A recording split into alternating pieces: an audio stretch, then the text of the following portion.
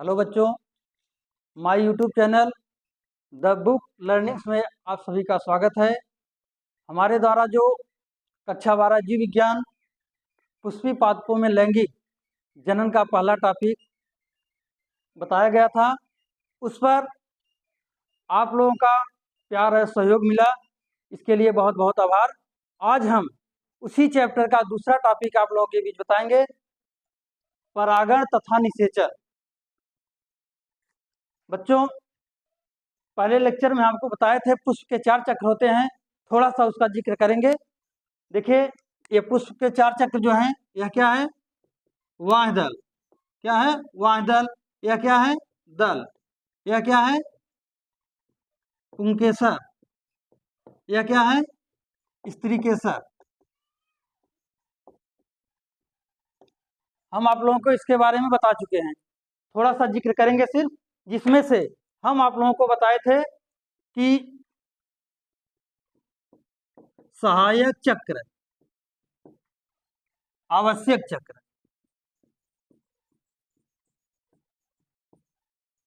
आप लोगों को बताए थे कि जो वाह्य दल होता है और जो दल होता है, यह क्या है? सहायक चक्र हैं। और पुंकेसर और स्त्रीकेसर क्या है? आवश्यक चक्र। ये हम आपको पहले वीडियो में बताए थे, परागण तथा निषेचन में। ध्यान दीजिए, देखिए, यह क्या है? पुष्प का पुंकेसर भाग है। पुंकेसर का ऊपर का उभरा हुआ भाग क्या है? परागकोश है।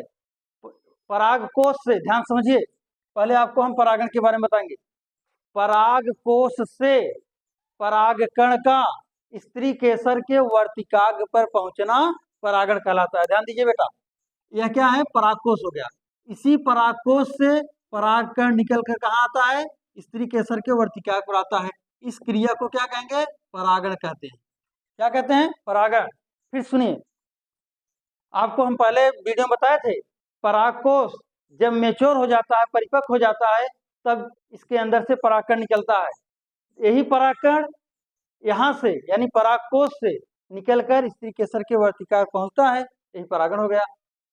देखिए, फिर से देखिए, परागकोश से परागकणों का स्त्री केसर के वर्तिकाग्र पर पहुंचना परागण कहलाता है। क्लियर? आगे देखिए, अब देखिए, यहां से यह परागकण जो है निकल, एक मिनट आप इसको भी देख लीजिए। कीट द्वारा, वायु द्वारा, जल द्वारा। ध्यान दीजिए, परागण की क्रिया जो होता है वह कीटों के द्वारा भी होता है, वायु द्वारा भी होता है, जल द्वारा भी होता है। अलग अलग पौधों में अलग अलग प्रकार से परागण की क्रिया होती है, जिसमें देखिए, यहाँ से परागकण स्त्री केसर के वर्तिकाग्र पर पहुंचता है, तो वह किसी माध्यम की आवश्यकता होती है, या तो कीट के माध्यम से, या वायु के माध्यम से, या जल के माध्यम से पहुंचता है। तो मान लीजिए यहाँ पर मधुमक्खी बैठी, उसके पैर से या उसके शरीर से परागकण चिपक कर आ गया स्त्री केसर के वर्तिकाग्र पर। यहाँ पर यह चिपचिपा होता है, वर्तिकाग्र चिपचिपा होता है, यहाँ पर परागकण आकर चिपक जाता है। उसके बाद इस नली से होते हुए पहुंच जाता है अंडाशय के अंदर। आपको पहले बताए थे पहले वीडियो में, यह स्त्री केसर है। यहाँ से देखिए, यह संरचना स्त्री केसर का है पूरा यहाँ तक। तो स्त्री केसर का नीचे का उभरा हुआ भाग क्या कहलाता है? अंडाशय कहलाता है। यह नलीनुमा संरचना वर्तिका है, ऊपर क्या है? वर्तिकाग्र है। तो इस वर्तिकाग्र से होते हुए यहाँ से परागकण पहुंच जाता है अंडाशय के अंदर बीजांड में। ध्यान दीजिए, बीजांड कहाँ पाया जाता है? अंडाशय के अंदर। तो जब यहाँ से परागकण आता है तो 2 परागकण आएंगे। ध्यान दीजिए, 2 परागकण आता है। एक परागकण यहाँ से, मान लीजिए 1 2, ध्यान दीजिए, 2 परागकण आता है, तो एक परागकण अंडकोश क्या, एक परागकण अंडकोश क्या, जिसे आप कहेंगे मादा युग्मक। क्या कहेंगे? मादा युग्मक। यहाँ से जब 2 परागकण आएंगे, एक परागकण अंडकोशिका से मिल जाता है, यहाँ से इस अंडकोशिका से मिल गया, अंडकोशिका से मिल गया। और दूसरा परागकण आएगा, दूसरा परागकण आकर दूसरी कोशिका से मिलेगा। इस बीजांड के अंदर 3 अंडकोशिका पाई जाती हैं, जिसमें से एक मुख्य अंडकोशिका होती है। उस अंडकोशिका से एक परागकण आकर मिलता है, तब जाकर निषेचन की क्रिया होती है। और उसके अलावा जो अंडकोशिका है उससे यह दूसरा जो बचा हुआ, अभी देखिए एक परागकण ये बचा है, अभी ये वाला आकर इससे मिल जाता है। तो ये अंडकोशिका से दूसरा परागकण मिलकर यहाँ से मान लीजिए यहाँ तक ये मिल गया, मिलकर यह भ्रूणकोश का निर्माण करते हैं। ध्यान दीजिए, यह भ्रूणकोश का निर्माण करते हैं। भ्रूणकोश का कार्य क्या होता है? जैसे माँ के गर्भ में बच्चा पलता है तो प्लेसेंटा से उसको जो है पोषण मिलता है, सेम वही बात यहाँ भी है। यह भ्रूणकोश इसको यहाँ पर निषेचन की क्रिया हो गया है, युग्मनज बन गया है। अब इसको क्या करेगा? यह पोषण प्रदान करेगा, समझा ना? जैसे प्लेसेंटा से भ्रूण को पोषण प्रदान होता है, सेम उसी तरह से यह भ्रूणकोश जो है इसको पोषण प्रदान करेगा। एक बार फिर समझिए, यहाँ देखिए परागकोश है, परागकोश से परागकणों का स्त्री केसर के वर्तिकाग्र पर पहुंचना परागण हो गया। ठीक, अब परागण की क्रिया होने के लिए किसी माध्यम की आवश्यकता होती है। वह माध्यम कीट द्वारा भी हो सकता है, वायु द्वारा भी हो सकता है, जल द्वारा भी हो सकता है। तो किसी भी माध्यम से यहाँ पर आ जाता है। मेन बात देखिए अब ध्यान से आप, तो यहाँ से जब परागकण आता है तो 2 परागकण एक साथ आएंगे। एक परागकण अंडकोशिका, ध्यान दीजिए, अंडकोशिका से मिलता है, तब जाकर निषेचन की क्रिया हो जाती है।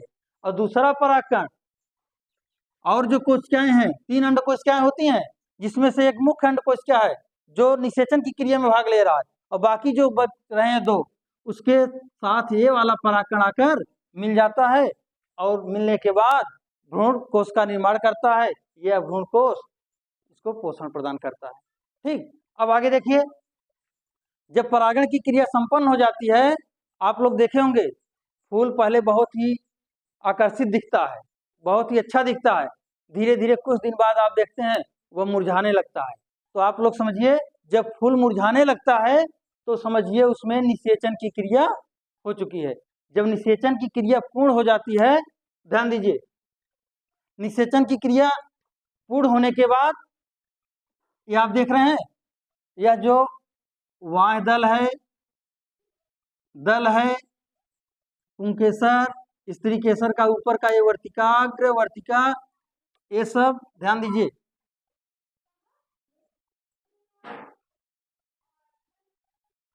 ये सब मुरझाकर गिर जाते हैं। ध्यान दीजिए, ये सब मुरझाकर गिर जाते हैं। लास्ट में क्या होता है? यही जो अंडाशय होता है, यह अंडाशय किसमें बदल जाता है? फल में बदलता है बेटा। किसमें? फल में, समझा ना? अंडाशय किसमें बदलता है? फल में। अंडाशय के अंदर जो बीजांड होता है, यह बीजांड किसमें बदल जाता है? बीज में बदल जाता है। 1 नंबर का क्वेश्चन पूछता है इसमें कि निषेचन के पश्चात अंडाशय किसमें परिवर्तित होता है? तो बच्चों आप लोग बताना कि अंडाशय फल में परिवर्तित हो जाता है और बीजांड बीज में। इस तरह से बीज और फल का निर्माण होता है, समझे ना? बीज और फल का निर्माण होता है। एक बार फिर से आप लोग ध्यान से सुन लीजिए, परागण की क्रिया होने के लिए माध्यम की आवश्यकता होती है, चाहे वह माध्यम कुछ भी हो। यानी परागकण स्त्री केसर के वर्तिकाग्र पर पहुंचेगा तभी परागण की क्रिया होगी। वहां पहुंचने के बाद उस वर्तिका से होते हुए जब अंडाशय में पहुंचता है, तब अंडाशय में पहुंचने के बाद जब वह अंडकोशिका से मिलता है, अर्थात कह सकते हैं मादा युग्मक से मिलता है, वह परागकण क्या है? नर युग्मक है। वह मादा युग्मक से मिल जाता है तो समझिए युग्मनज बन गया। युग्मनज से क्या बनता है? भ्रूण बनता है, भ्रूण से शिशु बनता है। उसी तरह से इसमें भी युग्मनज बनेगा। युग्मनज के बाद वह फल में विकसित होगा और उसके बाद जो बीजांड है वह बीज में विकसित हो जाएगा। ठीक, समझ में आई बात? धन्यवाद।